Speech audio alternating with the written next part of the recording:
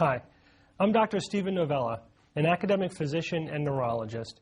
The reason why I've spent my career in academia is because I love teaching students, patients, my fellow physicians, and the public. That's why I contribute to several science blogs, why I produce a science podcast, and why I'm really excited about teaching this course on medical myths. To give you some idea of the types of questions that we encounter, let me tell you about a patient who came to me with a very serious illness, a fatal illness in fact, and wanted to know if he should fly to China to spend $20,000 plus all the expenses involved for a risky and experimental stem cell treatment that they read about on the internet. That person needed serious information. I also get many questions from friends and family and acquaintances. For example, new parents who want to know, should they vaccinate their children to protect them from disease, or should they worry about all those risks they've been hearing about and reading about on the internet? And then there are the more simple questions like, should you really wait an hour after eating before going swimming? Now, we're all ultimately responsible for our own health and our own health care and for that of our children. Yes, there are healing professionals like myself who are there to help, to advise, give you information, perform technical procedures like surgery, of course, that you can't do yourself. But ultimately, we make our health care decisions for ourselves. We also live our lives day to day, not under the care of a professional, but making decisions that affect our health day to day. Now, we live in the age of information, and where everyone can be their own expert because you can simply go on the internet and get access to all the information that professionals have access to. Now, being armed with accurate information can help us make the best health decisions for ourselves and our families. But the flip side is being confused by myths and misinformation can be dangerous, sometimes even deadly. You know, sometimes even physicians are still harboring medical myths and could learn to correct it and hear the truth. There is a tremendous amount of healthcare information on the internet. In fact, 2/3 of adults in a recent Pew poll said that they go on the internet specifically to search for healthcare information. It is one of the most common types of information that is available on the internet. There's so much, in fact, that people are overwhelmed with too much information, and it can be bewildering to sort through all the various conflicting sources and claims. On the internet and elsewhere, there are rumors, there are urban legends, there are myths that are spread as fact, sometimes even seeming authoritative. There are many ideological groups that are spreading misinformation because they want to promote their particular worldview. And there are plenty of people who are trying to separate you from your money by making false or misleading marketing claims or using hype in order to promote a product rather than real information. And of course, there are lazy and sometimes sensationalistic journalists who are promoting it all. Now, still, the single most reliable source of reliable information are healthcare professionals themselves, and don't be afraid to use those resources. Your physicians are there primarily to advise you, and don't be afraid to ask questions. Some other tips on making the most of that resource: when you do have a visit with a physician or other healthcare professional, come prepared. If you are going to do some research on your own, do it before you go in, and go in with specific questions. Physicians basically expect that these days, and it's part of the interaction. Bring a friend or family member, because the more people that are in the room hearing the information, the more you will remember, the more you will take home. That's clear. Don't be afraid to ask for more time if you feel you need it, even if that requires making another appointment. The most important part of the interaction with the physician and a patient is the educational component, and make sure you get that out of it. And also, don't neglect your wellness visits. This is part of the reason why you want to go to a physician even when you're well, so that they can update you on things you should be doing to stay healthy. For most healthy adults, an annual visit is fine. Of course, if you have a chronic illness, you may want to visit more frequently. And also, don't be shy about seeking or asking for second opinions. It's pretty much par for the course these days, and you shouldn't shy away from it. Now, other than your physician, there are other trusted sources as well. And if you are wading through the information on the internet, you need to have some rules of thumb to try to figure out what sources are likely to be reliable and which ones should you avoid. Trusted sources include known universities, my own institution of Yale, or also Harvard, the Mayo Clinic, Johns Hopkins. Those old and trusted names are good sources of reliable information. There are also many research institutions like the National Institutes of Health, the National Cancer Institute, the Muscular Dystrophy Association. There are professional organizations like the American Academy of Pediatrics, the American Academy of Neurology, pretty much one for every specialty that there is. And there are many patient or disease advocacy groups like the Multiple Sclerosis Society. But there are also a lot of posers. Anyone can create a snazzy website and make it seem like they're an impressive organization. So here are some red flags to look out for. Beware of so-called institutes or organizations that seem to be doing nothing more than promoting a single individual. Anyone, again, could name themselves an institute. Beware of sources that seem to ultimately be trying to sell you something. Probably they're going to be distorting the information to make that sale. And beware of outliers, by which I mean visiting various sites that all seem to be giving one opinion, but then there's Bob's Institute of Syndrome X that has a completely different opinion. It's probably Bob's Institute that you should be wary of, not all of the other tried and true institutions, especially if they're claiming that they're being persecuted or they're the victim of some kind of conspiracy of silence. These are just ways in order to distract you from the fact that they're giving you a rather unusual opinion. Other types of misinformation include marketing, again, as I said, promoting an ideology, but there's also well-meaning but misguided patient and disease-oriented groups. There are groups that do honestly want to just do what's best for patients, for sufferers, for society, but they don't have a culture of science and they're not dedicated to accurate information, so they can easily form an echo chamber of misinformation, and you have to be wary of that as well. And finally, there is no substitute for just thinking critically. At the end of the day, you have to think for yourself. So again, here are some rules of thumb that should set off your critical thinking filters when you're reading information on the internet. One, if something sounds too good to be true, it probably is. So beware of hype that seems way out there. If someone's promising you the cure for cancer, you should be a little wary of that. Also, don't trust testimonials because they're just anecdotes. As we say, the plural of anecdote is anecdotes, not data.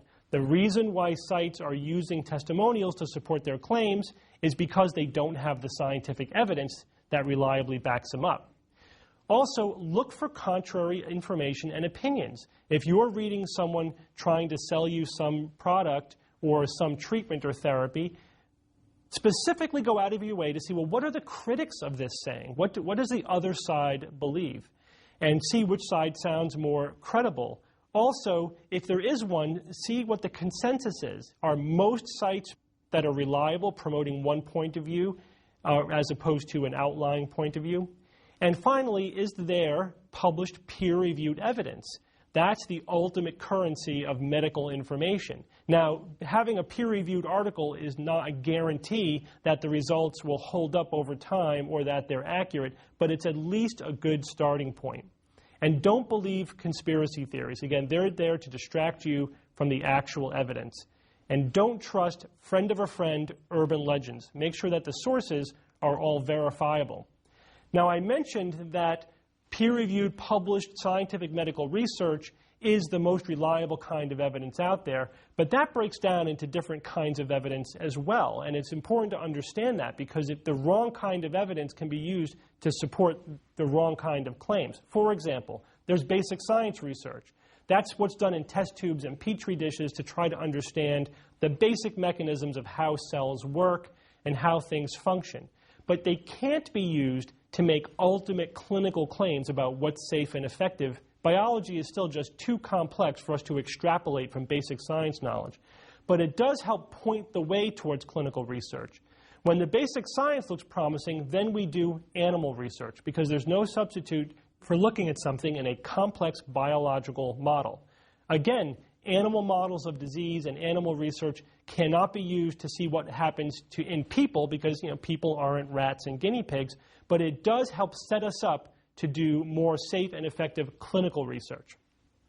Clinical research is what we base clinical claims on, and that breaks down into a few types as well. There's observational research and experimental research. With observational research, we're just looking what's happening out there in the real world, and we're looking for correlations. Now, we can't control all the variables, so when we find a correlation, we can't know what the cause and effect is, but if we see a correlation holding up, no matter how we look at it, for example, smoking cigarettes correlates with various types of lung cancer in observational studies, we can still come to reliable conclusions. But the best kind of clinical evidence is experimental evidence, where we actually have subjects that we experiment on because we can control all of the variables and we can isolate the variable that we're interested in. Does this treatment work for a specific disease? But then again, there are preliminary clinical trials with small numbers of patients that are usually unblinded or just minimally blinded. And they're just to see, is this a promising treatment when we actually give it to people? And all of this leads to the most reliable kind of information for clinical claims, and that is definitive, large, double-blind, placebo-controlled clinical studies, where as many variables as possible are controlled. There's large numbers where you can get statistical significance. And then even then, we like to see a consensus of multiple such trials before we really close the door on any specific question. Now, if you want to look at some of this research for yourself, I suggest you go to a website called pubmed.org. That's where I go when I want to look at the actual published literature. Now that we've set the stage for how to think about information and how to sort through all of this, I'm going to give you a few examples, starting with some simple, easy bites, a few common medical myths, and then we'll see what the information really is about them. I'm going to start with hiccups.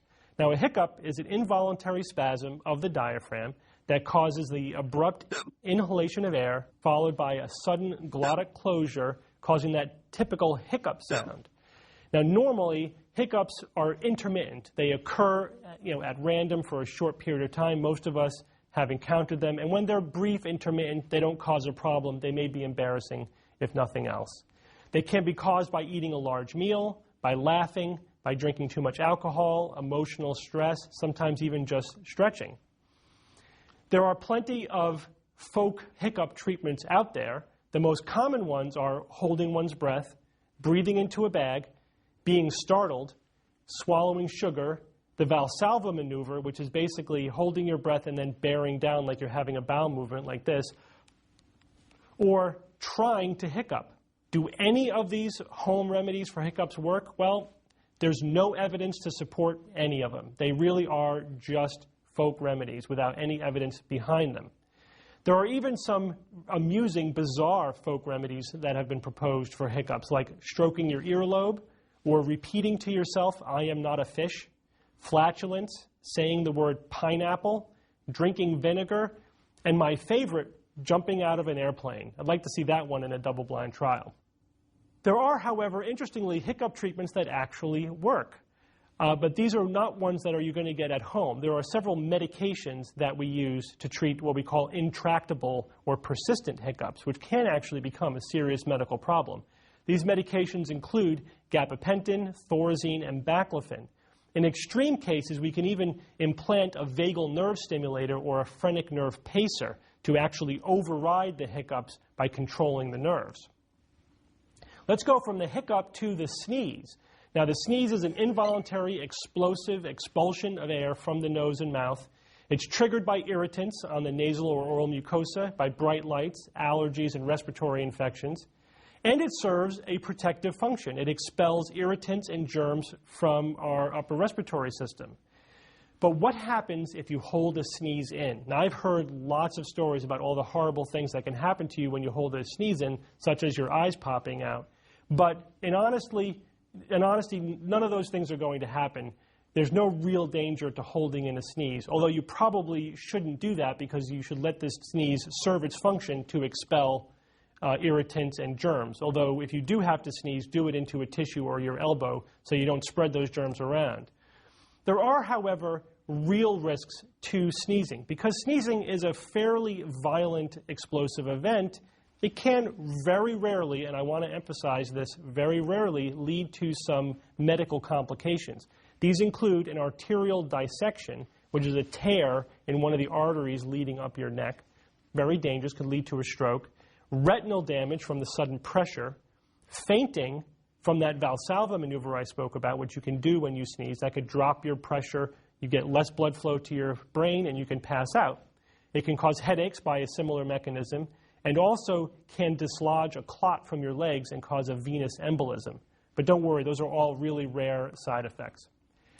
What about swallowing gum? Parents always tell their children, don't swallow the gum, it's dangerous, and many of you have probably heard that if you swallow gum, it will stay in your intestines for up to 7 years. Now, gum is made from resin. It is not digestible, so you won't break it down and digest it. However, it doesn't stay in your intestines. Your intestines have what we call peristalsis. They move things through, and the gum will pass through your intestines with the normal passage of time, and you will expel it on your next trip to the bathroom. There are some potential risks, though, to swallowing large amounts of gum over a short period of time, something that really probably only a child might do. It can, in fact, cause an obstruction, especially if you eat it with other bulky items.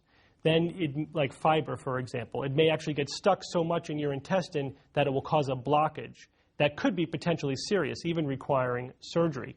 Therefore, it is the standard recommendation that kids under 5 are not allowed to chew gum because they may think that they're supposed to swallow it just like candy. Also, a minor point, gum does contain a lot of sugar, and so sugarless gum is better for your teeth and your health. Now, what about hangovers? Here are the symptoms of a typical hangover: dehydration, fatigue, fever, nausea, vomiting, headache, diarrhea, flatulence, sensitivity to light and sound, trouble sleeping, difficulty concentrating. Doesn't sound very pleasant. So it's no surprise that people have been seeking cures for hangovers for many years. What causes all those horrible symptoms? Well, first is dehydration. Alcohol inhibits what we call the antidiuretic hormone. In other words, alcohol makes you pee, makes you lose water. There are also impurities in alcohol, such as other types of alcohol other than ethyl alcohol, zinc, so-called congeners, which are other substances in there that give the alcohol its flavor. And in fact, darker liquors have more of these congeners in them. And it is not a myth, and it is in fact true, that darker liquors may therefore cause a worse hangover for that reason. Also, the ethanol, which is alcohol that we drink, is metabolized in the body to acetaldehyde. Now, acetaldehyde is a nasty chemical that is 30 times more toxic than alcohol itself. And to a large degree, it's the acetaldehyde that causes the hangover. Also, drinking may impair the liver's ability to regulate blood sugar, and therefore a hangover may also go along with hypoglycemia, or low blood sugar. So what are the real cures for hangover? Well, there's really only one tried and true treatment, and that's what we call tincture of time. It simply takes time to metabolize the acetaldehyde into acetic acid.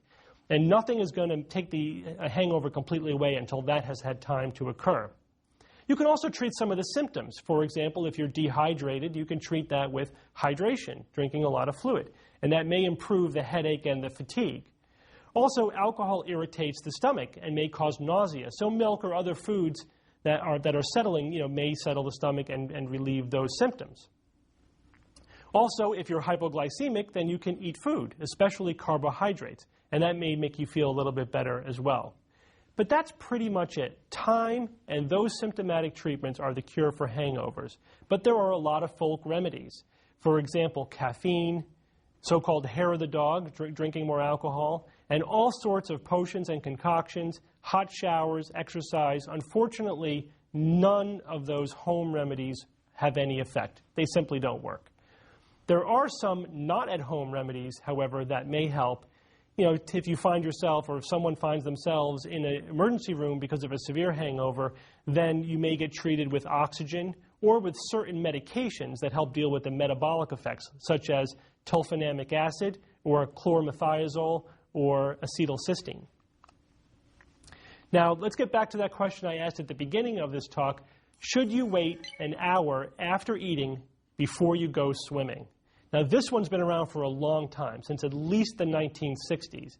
It's based on a somewhat plausible notion, the idea that when you eat a large meal, that your blood gets diverted to the digestive tract and away from your muscles. And therefore, if you then try to engage in activity, your muscles won't be getting enough blood flow and they will tend to cramp up. If you're swimming, when your muscles get a large cramp, that could be very dangerous and you could drown. That's the source of that urban legend. However, it turns out that while, yes, some blood is diverted to the digestive system from the muscles, it's not enough to cause any problems with muscle function. There's plenty of blood flow to go around, and there is no correlation with eating and with cramping. So there simply is nothing to that myth, and of course there's nothing about the magical number of 1 hour. Really, the only risk from eating a large meal and then engaging in strenuous activity is that it may be uncomfortable, but it's not a medical problem. Now, over the next 23 lectures, we're going to go on a journey together through many medical facts and myths, and I will also discuss many controversial topics. Now, some of these topics may touch very close to home on beliefs that you have, and I ask you just to listen with an open mind. My job is to go through the scientific literature to try to make sense of the science as we understand it today. And sometimes that may lead to conclusions that are not necessarily popular or that are controversial. I'll also try to separate out real controversies within the scientific community itself from false controversies, ones where the scientific community is pretty much all on the same page with a specific conclusion, but there are still public opinions which are contrary to that scientific consensus. And I'll try to make it clear also when I'm giving you my own opinion or my own interpretation that may not be the definitive final answer on any particular problem. Now, we started in this lecture with some fun mini medical myths, but we're going to be running the whole gambit, including some very in detail and some very serious misinformation and mythology. For example, let's get back to that patient that I spoke about at the beginning of the lecture that wanted to know if they should travel to China in order to get experimental stem cell therapy for their terminal illness. Now, that's a really serious question. He wanted to know if he should mortgage his house, get money from his friends and family and coworkers in order to do this.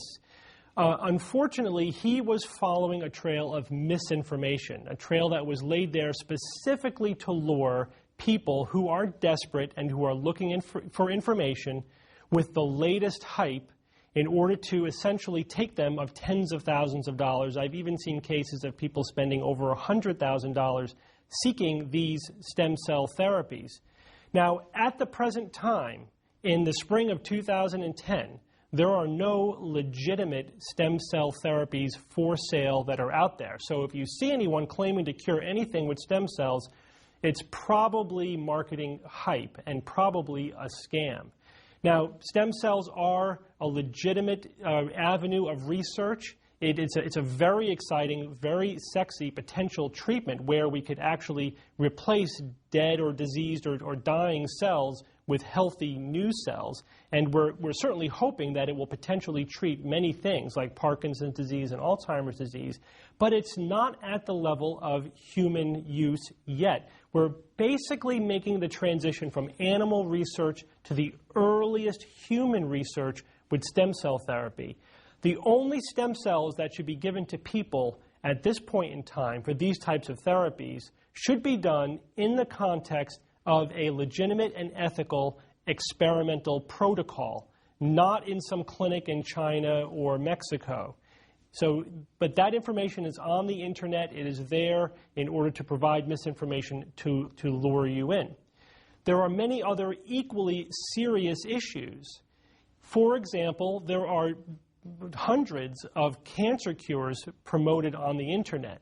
All kinds of concoctions and unusual or bizarre treatments that will sell themselves because of claims that there's a conspiracy of silence in the medical community, that the government and physicians are all in on it for some reason. But at the end of the day, what they're trying to do is sell you on a myth of the hidden or secret cancer cure.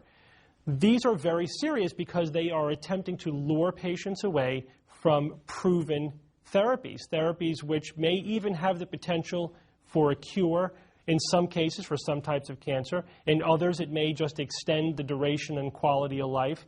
But if you forego proven therapy for the false hope of a cure that you read on the internet, that is one of the good examples of the dangers of medical misinformation. And there are many other types of treatments as well. There's chelation therapy, for example. This has been around since the 1950s. Chelation therapy is a legitimate treatment for heavy metal poisoning, but there is a subculture of even physicians who are promoting chelation therapy for heart disease and other indications, for autism, for things that have nothing to do with heavy metal poisoning, and for which the evidence shows it doesn't work. Now, in a perfect world, chelation therapy for heart disease would have been abandoned 50 years ago, but the subculture persists, and now they're using the internet in order to spread their alternate view, essentially a big medical myth. Some are true believers, some I think are just trying to market it to the public. So that's another thing to be wary of, these subcultures that could have all the trappings of a legitimate scientific institutions. That's another good example of why you have to go with the consensus of opinion. If you have one institute that is saying one thing, but all the other scientific institutes and universities and professional organizations are saying something else, that should give you pause.